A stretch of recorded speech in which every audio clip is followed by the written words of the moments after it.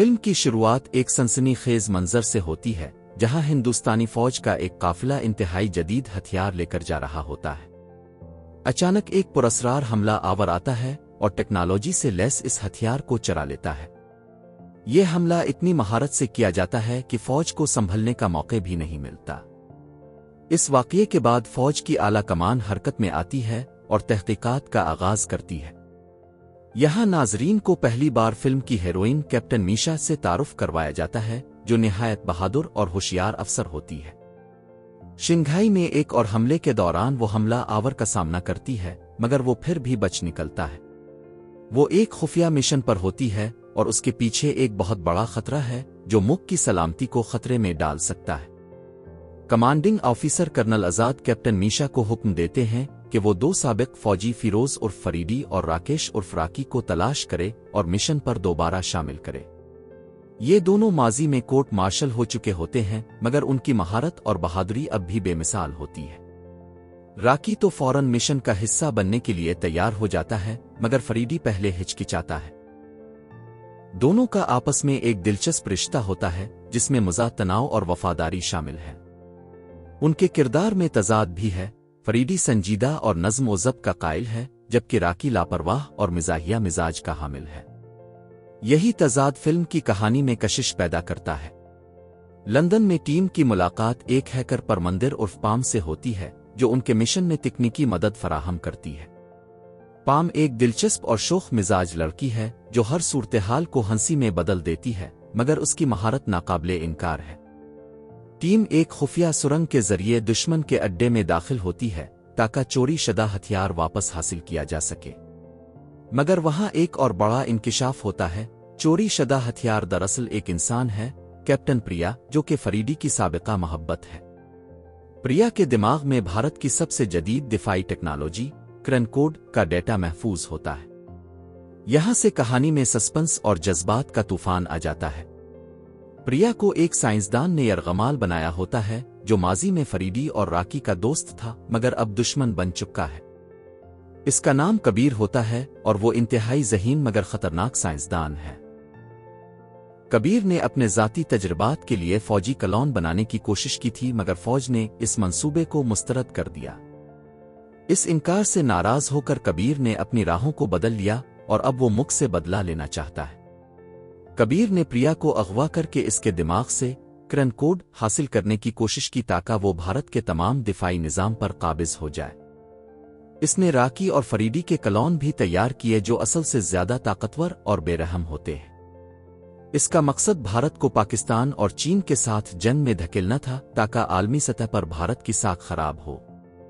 اس خطرے کو سمجھتے ہوئے ہماری ہیرو ٹیم کبیر کے خلاف آخری جنگ کی تیاری کرتی ہے۔ یہاں فلم اپنے عروج پر پہنچتی ہے۔ فریدی، راکی، میشا اور پام دشمن کے مرکز میں داخل ہوتے ہیں۔ وہ نہ صرف پریا کو بچانے کی کوشش کرتے ہیں بلکہ کرن کوڈ کو بھی محفوظ کرنے کی جدوجہد کرتے ہیں۔ کلونز کے ساتھ ان کی لڑائی نہایت شدید ہوتی ہے۔ ہر بار جب وہ کلونز کو مارتے ہیں وہ دوبارہ زندہ ہو جاتے ہیں کیونکہ ان کے جسم میں توانائی کا ایک داخلی ماخذ موجود ہوتا ہے۔ ٹیم کو جلد ہی احساس ہوتا ہے کہ انہیں عام ہتھیاروں سے نہیں مارا جا سکتا۔ راکیش ایک زبردست منصوبہ بناتا ہے جس کے ذریعے وہ کلونز کو شہر کے الیکٹرک گرڈ میں لے جا کر زبردست وولٹیج کا جھٹکا دیتا ہے جس سے وہ مکمل طور پر تباہ ہو جاتے ہیں۔ فریدی اس دوران کبیر کا سامنا کرتا ہے اور ان کے درمیان ایک جذباتی مکالمہ ہوتا ہے جہاں پرانے دوستی کے لمحے، دھوکہ دہی اور انتقام کی باتیں ہوتی ہیں، مگر کبیر باز نہیں آتا اور ایک فضائی حملہ شروع کر دیتا ہے۔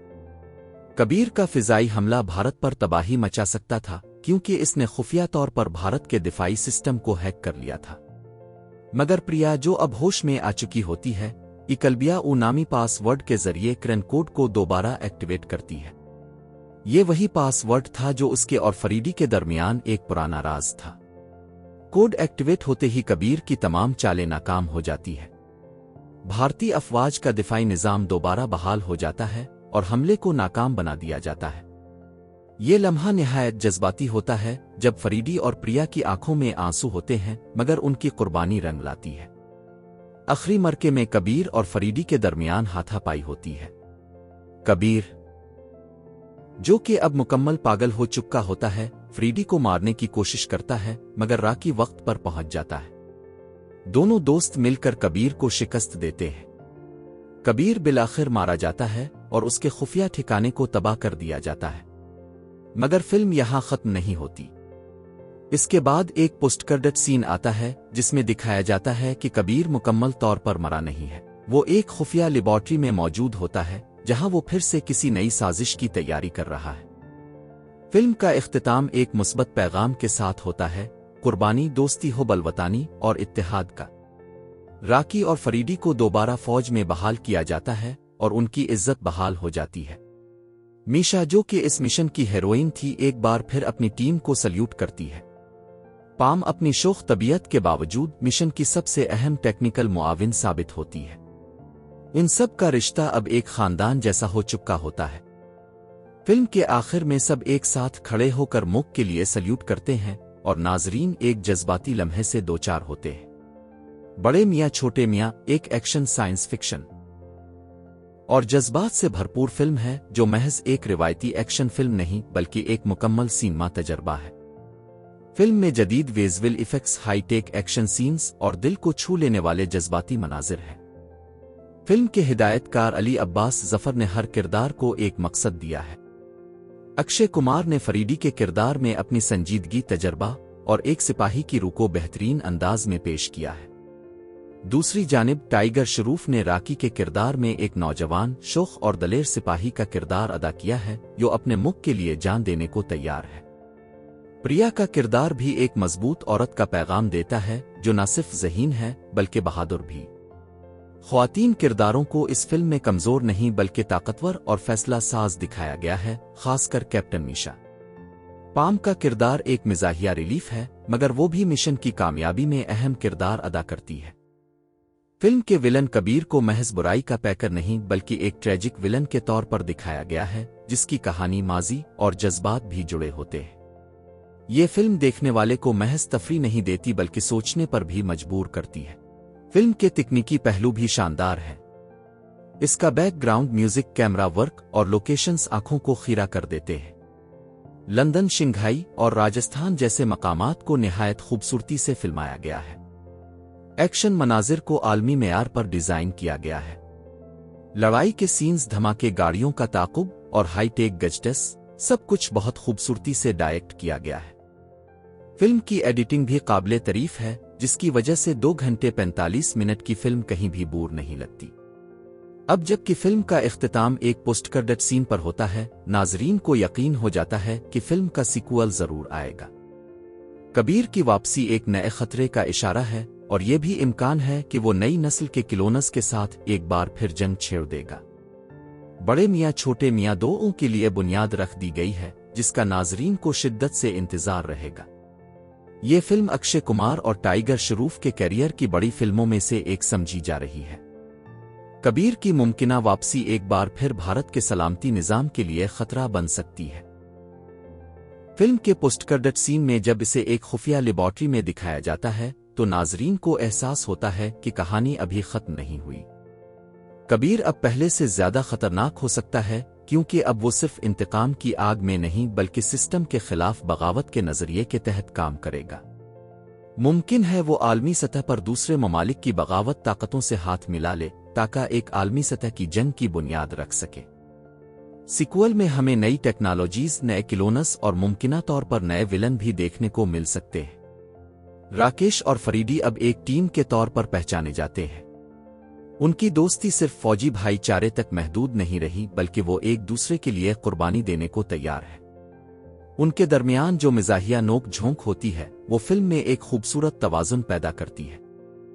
فلم کے اگلے حصے میں ان کی ذاتی زندگیاں بھی سامنے آ سکتی ہیں، شاید راکی کسی محبت میں مبتلا ہو جائے یا فریڈی اپنے ماضی سے مکمل طور پر نجات حاصل کرے۔ ٹیم میں میشا اور پام کی موجودگی مستقبل میں مشن کے لیے ایک مضبوط بیس بن سکتی ہے۔ فلم کے اثرات صرف ایکشن تک محدود نہیں بلکہ اس نے یہ بھی دکھایا کہ سائنس کا غلط استعمال کس قدر خطرناک ہو سکتا ہے۔ کبیر جیسے ذہین دماغ اگر راہ سے بھٹک جائیں تو وہ قوموں کو تباہی کی طرف دھکیل سکتے ہیں۔ فلم سائنس، حب الوطنی، اخلاقیات اور انسانی رشتوں کے بیچ ایک مضبوط مکالمہ کھولتی ہے۔ बड़े मियाँ छोटे मियाँ सिर्फ तफरी नहीं बल्कि पैगाम भी है कि दुश्मनी अगर अक्ल और इल्म के साथ की जाए तो इसका असर कई गना ज्यादा तबाहकुन हो सकता है।